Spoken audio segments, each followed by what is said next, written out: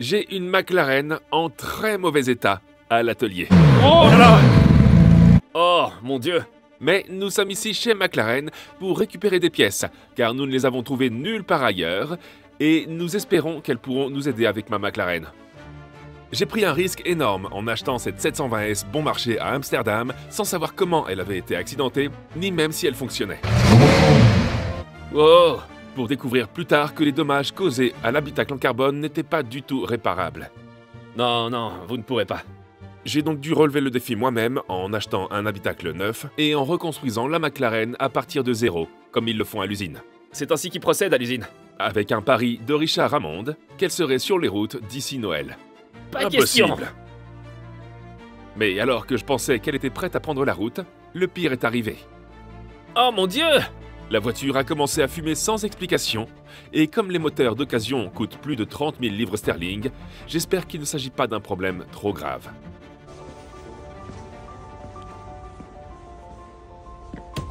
Eh bien, on est pas mal, non? C'est dingue. Elle est tellement mieux que la tienne. Les employés de McLaren nous ont beaucoup aidés. Mais je suis venu chercher de nouvelles suspensions, parce que celles qui sont sur la voiture en ce moment sont clairement tordues. Et pendant que nous étions sur place, le technicien de McLaren nous a donné quelques informations essentielles, qui nous aideront certainement plus tard dans la vidéo. Et puis le capot fait boum! J'ai pris tous les sacs. Nous allons les équiper et, espérons-le, pouvoir passer une vitesse.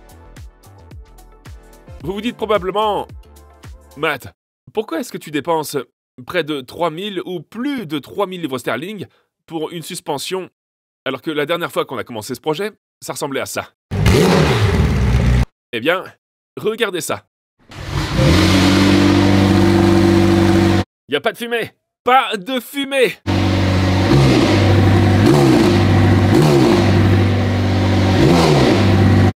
Bon, il y en a un petit peu. Un peu de fumée. Ouais, allez! Mon cœur peut se reposer. Permettez-moi de vous expliquer pourquoi. Regardez ça. Voici la 675 LT de Tavarish qui démarre pour la première fois. Et voici la 720S V-Tuned qui démarre pour la première fois. Et voici une McLaren que j'ai vue sur Instagram en train de démarrer. Toutes en train de dégager le même type de fumée que la mienne. Il s'avère que les gens ont tendance à surremplir les moteurs d'huile. Et si vous les remplissez trop, ne serait-ce que d'un tout petit peu, l'huile se retrouvera dans le système d'air et finira par sortir par l'échappement.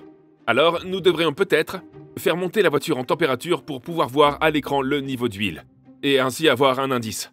Je ne sais pas pourquoi ils se sont débarrassés de la jauge d'huile sur la plupart des voitures, j'en ai aucune idée. Il aurait été beaucoup plus facile de tester la voiture avec la jauge d'huile, et non pas en la faisant monter en température et en faisant fumer l'ensemble de l'atelier. Pour l'instant, la fumée semble s'être arrêtée. Ce qui signifie que l'huile en trop a peut-être déjà été brûlée. Mais nous devons vérifier pour en être sûrs. C'est où, tu crois? Où est le... Là? Non. Ouais. Choisissez véhicule. Nous n'avons pas réussi à trouver l'endroit où vous êtes censé vérifier le niveau d'huile à l'écran. Nous avons donc eu recours au manuel de l'utilisateur. Véhicule à l'arrêt et positionné sur une surface plane. Neutre sélectionné et frein alimentaire serré. La température de l'huile sera de 95 degrés. On en est actuellement à 10. Pour vérifier l'huile, nous devons utiliser l'écran principal du compteur kilométrique. Le problème est que je ne peux pas faire défiler le menu sur l'écran parce qu'il est couvert par un défaut de suspension. Mais pour commencer, nous avons pensé faire monter l'huile en température et peut-être voir le niveau lorsque la voiture est arrêtée. Et lorsque la voiture est éteinte, nous pouvons faire défiler le menu. Mais on s'aperçoit plus tard qu'il faut mettre la voiture en marche pour vérifier l'huile. Donc on ne peut pas... Comment je suis censé... Vous devez vérifier l'huile lorsque la voiture est en marche. Mais je ne peux pas contrôler cet écran à cause du défaut de suspension. Il s'agit donc de donner priorité à un défaut de suspension plutôt qu'à un contrôle d'huile. Le moteur semble en bon état. Il ne fume plus. Il ne fume plus lorsque je fais monter le moteur en régime. Il semble logique que j'ai mis trop d'huile, compte tenu du nombre de personnes qui ont fait exactement la même chose. La seule chose, c'est qu'on ne peut pas vérifier la quantité d'huile parce qu'on a un problème de suspension. On doit revenir au plan initial, à savoir faire fonctionner le moteur à froid, installer la suspension et éliminer le défaut, puis peut-être pouvoir vérifier l'huile. Alors, déballons la toute nouvelle suspension de McLaren. Comme nous n'avons pas purgé la suspension, je ne pensais pas qu'il y aurait de la pression. Mais j'avais tort. Sur moi! Ça m'est entré dans les yeux! Ça m'est rentré dans les yeux. Il semble que la McLaren doive pressuriser le système, et ce, que vous l'ayez purgé ou non. Mais au moins, nous le savons maintenant. Il est assez facile de retirer l'ancienne suspension. 2 boulons en haut et 1 boulon en bas.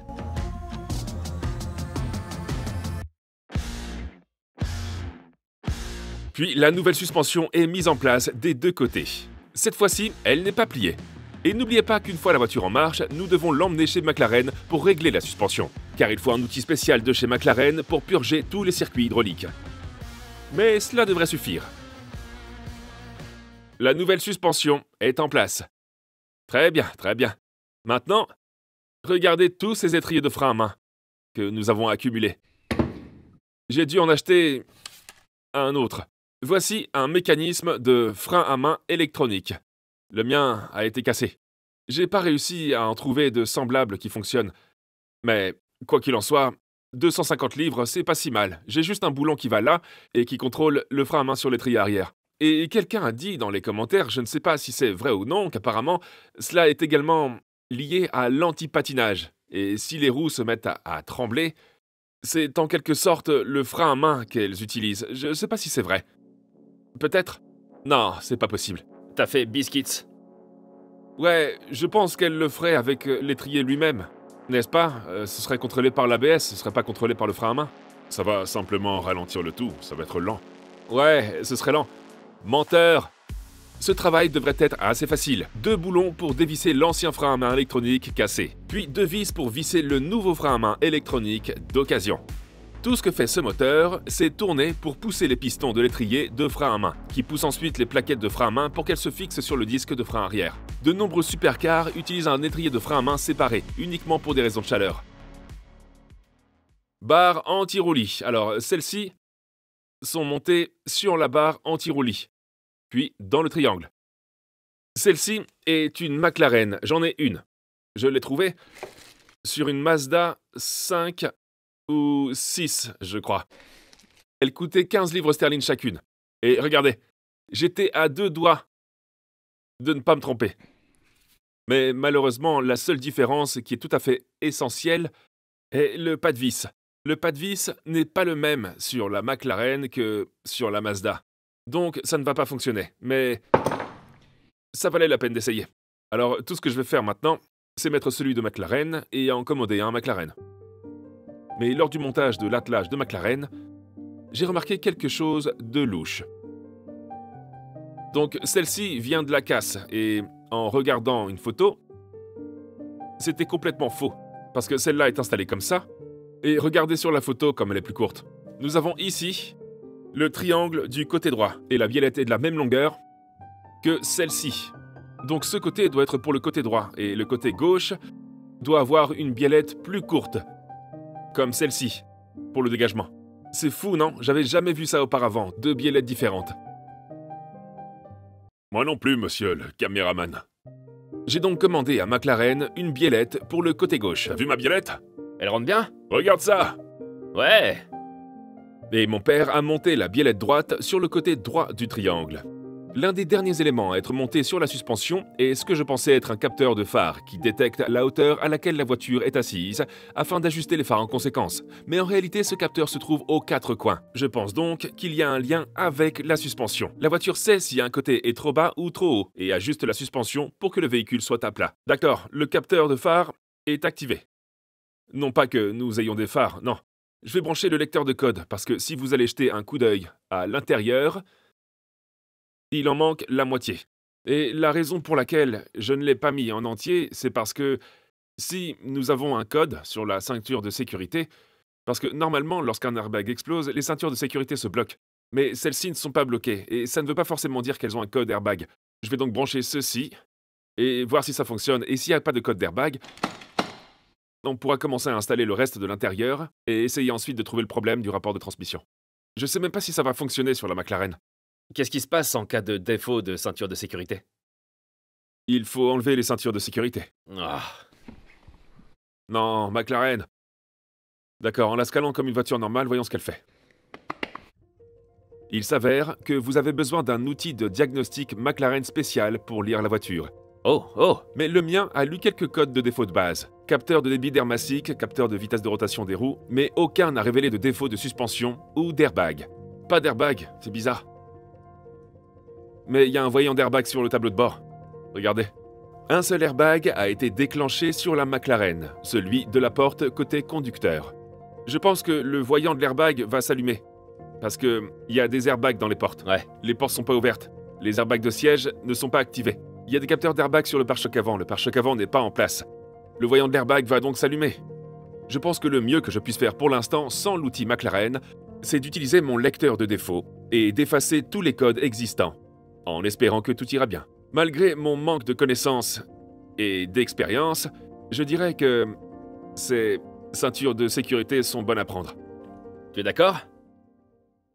Je n'y connais rien sur les ceintures de sécurité. C'est Matt l'expert. Comme j'ai décidé que les ceintures de sécurité étaient en bon état, je peux enfin commencer à assembler le reste de l'intérieur. Le capot du moteur est fixé à l'arrière par 9 millions de vis, puis on installe le reste des pièces d'habillage. Il y a ce morceau de moquette qui, je suppose, n'est autre que la tablette, des garnitures à chaque coin qui recouvrent les haut-parleurs et une grande partie des fils. Puis ce morceau de moquette qui sert également d'amortisseur de bruit pour le moteur. Ensuite, il y a un énorme morceau de garniture qui se trouve derrière les sièges, puis des tas d'autres petits morceaux de garniture qui sont maintenus par des clips. Grand moment! Les sièges sont installés. J'ai l'impression que ça fait si longtemps que nous les avons enlevés, et les remettre en place fait tellement de bien. Ne pas oublier de connecter la ceinture d'abord, et je pourrai ensuite l'abaisser et la fixer à l'aide de boulons. Un siège est installé! Ils ont l'air confortables, mais sportifs. Laissez-moi vous montrer quelque chose qui pourrait vous choquer. Regardez la voiture à l'écran. Il s'agit d'une Lamborghini Gallardo que j'ai vérifiée à l'aide de carte verticale.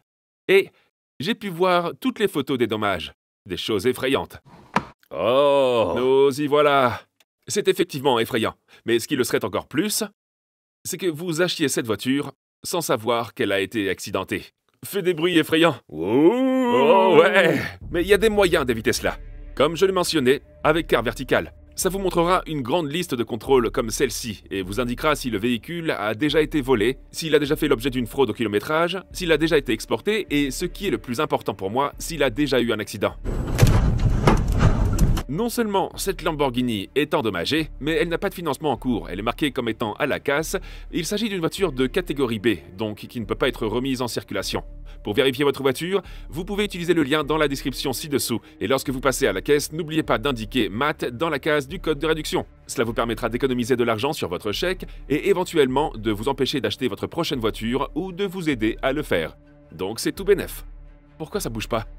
T'as fait un contrôle de carte verticale sur la voiture avant de l'acheter? Ouais, je l'ai fait. Et c'était dans les dommages précédents? Je l'ai complètement ignoré.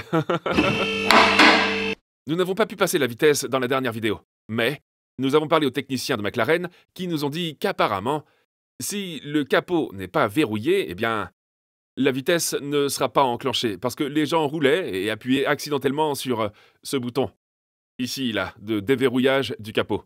Les gens conduisaient et touchaient accidentellement la languette, puis le capot explosait. Boum! Mais il existe un moyen de passer outre. Si nous maintenons la touche Drive, le système passera outre. Et si cela fonctionne, eh bien, ça va nous sauver la vie. On n'a plus qu'à essayer. Est-ce que ça va démarrer? Bien sûr que oui. On ne peut toujours pas vérifier l'huile. Oh! Condensation? Ouais, la condensation. Oh, oh, oh. Oh, ça vient d'où? Je continue à penser qu'on l'a trop rempli. Prêt? Je suis prêt. Ouais, ça a marché! Les disques tournent. C'est vrai? Ouais, ils tournent bien. Les disques tournent, ouais. J'ai toujours l'impression qu'on a mis trop d'huile, parce que... On doit pouvoir vérifier l'huile, mais on ne peut pas le faire sans que le défaut de suspension ne sorte du tableau de bord, à moins qu'il y ait un moyen de contourner tout ce problème. Voici les roues arrière, les roues avant ont survécu. Quant aux roues arrière, celle-là n'est plus très ronde. Celle-là, Ah ouais, celle-là. elle a l'air correcte vue de face. Ah ouais, d'accord. Et ouais, celle-ci est définitivement inutile. J'ai commandé de nouvelles roues, mais en attendant, Willmania m'en a envoyé pour que je puisse juste la faire rouler. Alors conduisons-la. On roule! On bouge! On bouge! Ouais! Ouais! On sort de l'unité! Ouais! Ouais! Ok. Drive. Ouais! Ça marche! J'arrive pas à croire que tu l'as conduit. Ouais! Oh, c'est dingue! Il y a un peu de vent par ici, il y a un peu de vent. C'est quoi ça? Wow! Elle marche! Waouh! Pour certains, cela peut sembler peu de choses, mais c'est une grande réussite pour moi. Il y a seulement 2 mois, cette McLaren n'était qu'une coquille vide. Et maintenant, elle roule.